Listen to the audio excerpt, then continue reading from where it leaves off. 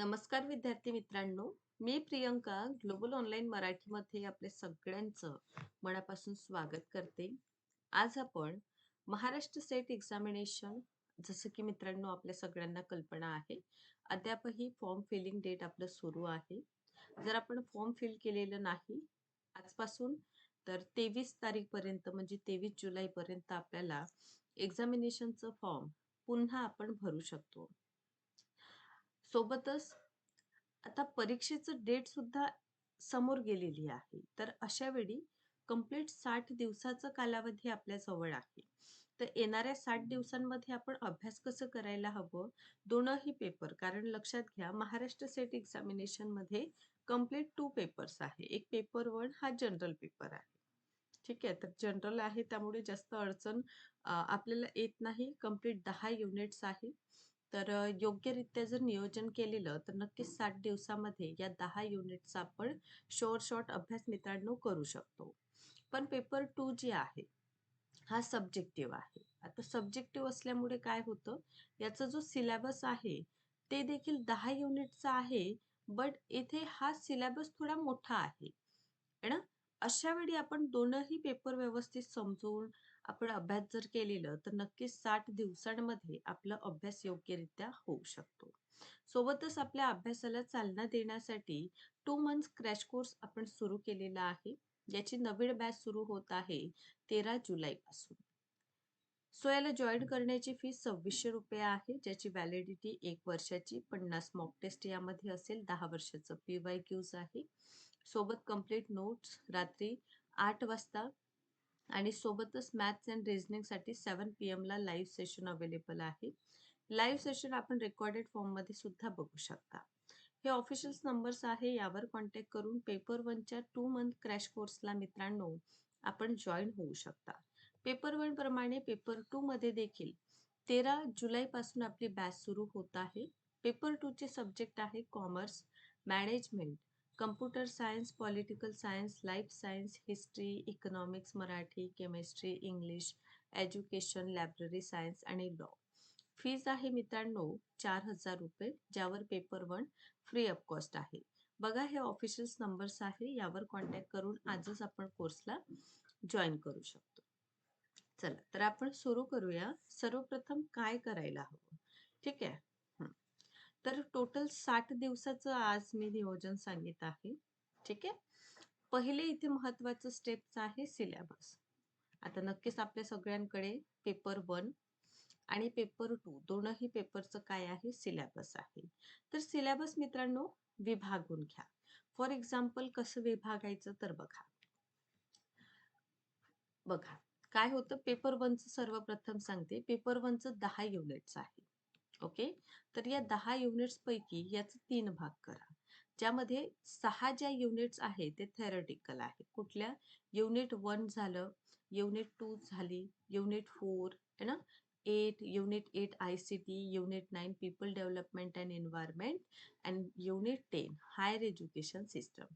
या कंप्लीट अशा युनिट आहे जे आपलं संपूर्ण 6 युनिट आहे म्हणजे 60 गुणांतून प्रश्न इथून आपल्याला विचारले जाणार. त्यानंतर 3 युनिट आहे ज्यामध्ये मॅथ्स रिझनिंगचा पार्ट आहे, लॉजिकल रिझनिंग, देन DI वाला जो पर्टिक्युलर पार्ट आहे हा संपूर्ण 3 युनिट 30 गुणांसाठी आपल्याला विचारलं जाईल आणि सोबतच जर आपण लास्ट एक युनिटचा विचार केलं तर एक युनिट 10 मार्क देणार आपल्याला. या 10 मार्क्सला आपल्याला प्रॅक्टिस करायचं आहे. तर प्रॅक्टिस कुठे करायचं? ॲपमध्ये जे आहे ना पॅसेज अवेलेबल आहे. तर तिथून आपण काय करू शकता?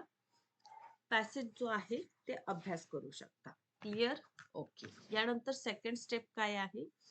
सुरुवातीचे 40 दिवस जे आहे 14 डेज यामध्ये आपल्याला संपूर्ण पेपर 1 अँड पेपर 2 या दोनही पेपरचं सिलेबस कव्हर करायचं आहे. ठीक? हे केल्यानंतर शेवटचे 20 दिवस आपल्याकडे उर्वरित राहील. तर 20 डेज मध्ये आपण काय करणार? रिव्हिजन करणार. काय करणार? रिव्हिजन, सराव ठेवू. ठीक आहे? किमान आपण 6 ते 8 तास दररोज दोनही पेपरचा अभ्यास केला पाहिजे. आता वेळेचं जर विचार केलेलं तर पेपर 1 ला 30% आपण टाईम द्यायचं. ठीक? आणि पेपर 2 चा जर विचार केलं तर 70% टाईम जो आहे ना, आपण पेपर 2 ला द्यायला हवं. कारण पेपर 2 चा सिलेबस मोठा आहे. दररोज काही ना काही नवीन घटक अभ्यास करा. पण नवीन घटक अभ्यास करताना मागील जो घटक आहे किंवा लास्ट डे आपण काय अभ्यास केलं, त्याचं रिव्हिजन करायला विसरू नका. सरतेशेवटी काय होतं, रिव्हिजन आपल्या परीक्षेसाठी खूप इम्पोर्टंट रोल प्ले करतं आणि अशा वेळी जर मित्रांनो आपण रिव्हिजन केलं नाही, तर मागचं आपण सगळं विसरून जाऊ. त्यामुळे डेली बेसिसवर आपण रिव्हिजन करा. या व्यतिरिक्त साप्ताहिक पुनर्वलोकन म्हणजे काय? जसं मंडे पासून तर फ्रायडे पर्यंत समजा तुम्ही अभ्यास करीत आहात.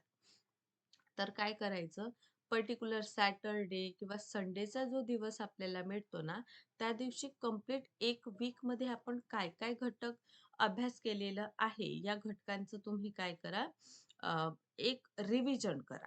ठीक आहे? जेणेकरून काय होईल, वीकली रिव्हिजन सुद्धा तुमच्या परीक्षेच्या प्रिपरेशनमध्ये म्हणा, क्वालिफिकेशनसाठी म्हणा, खूप महत्त्वाचं ठरेल. सोबतच आठवड्यातून 1 दिवस मॉक टेस्ट द्यायचं. जसं संडे आहे, ॲपवर जाऊन आपण टॉपिक वाईज देऊ शकता. मिक्स आपण मॉक टेस्ट सोडवू शकता किंवा पेपर ज्या पद्धतीने आपल्याला पेपर 1 मध्ये विचारलं जातं, त्या पद्धतीने देखील तुम्ही मॉक टेस्ट ॲपमध्ये जाऊन सोडवू शकता.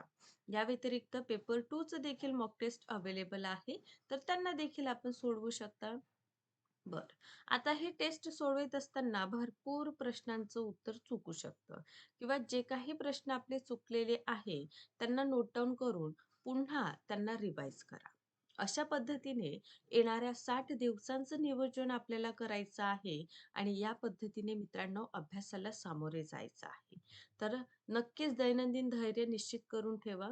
विषयाला प्रत्येक विषय म्हणजे पेपर 1, पेपर 2 दोन्हींना वेळ द्या. नमुना प्रश्न संच म्हणजे पी-वाय-क्यूजचा अभ्यास करा.